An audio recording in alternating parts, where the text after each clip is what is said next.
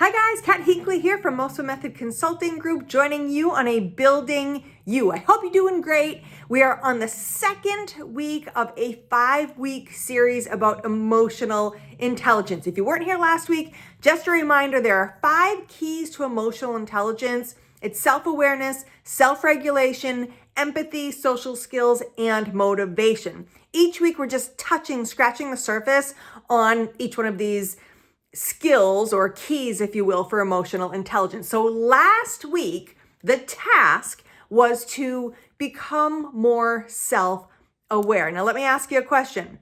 Did you do this exercise? And if you did, how did you feel?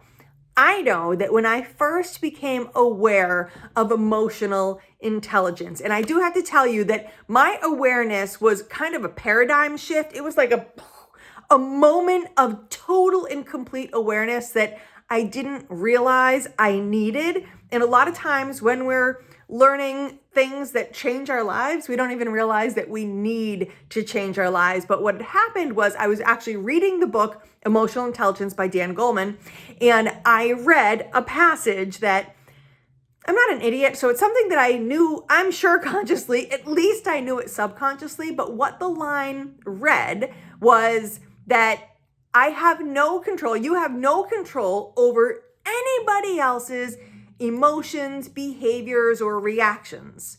You only have control over your own.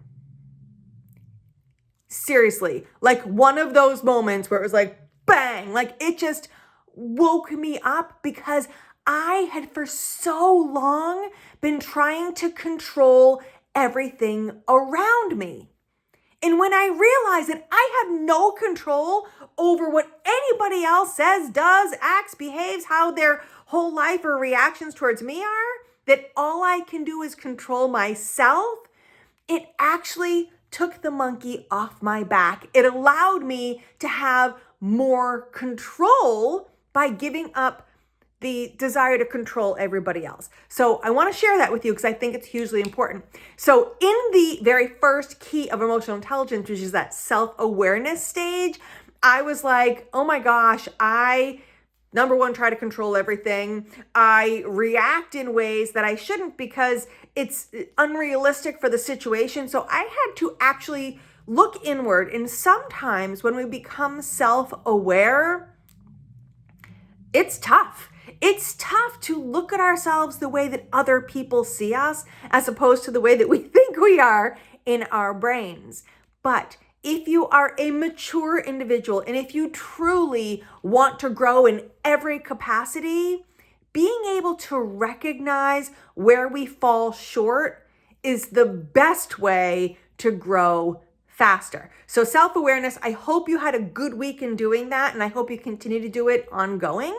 But today's focus is about self-regulation. So what's self-regulation? Self-regulation, when we become self-aware, we should become aware of the things that trigger us, that set us off. And when we are in a situation, somebody at work or in my personal life could say something to me, and they could say the same exact thing to somebody else, but we could both react totally differently. Why? Because it's emotional to each one of us, and every human has had different experiences in their lives. So what's happening around us, how we perceive it is our reality, but how we react to it has to be more logical than emotional. So self-regulation, in a nutshell, is the ability to recognize when something is happening around us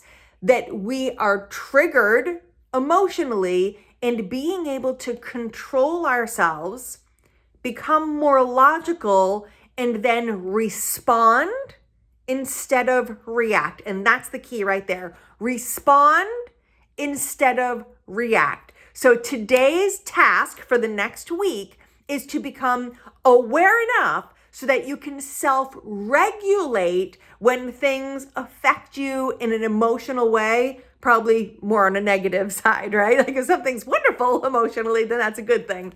But when we are triggered, we need to be able to process things logically as opposed to emotionally and respond instead of react. So guys, week 2 of our 5-week journey. I hope you're doing great, and I look forward to seeing you next week on Building You. All right, take care. Bye-bye.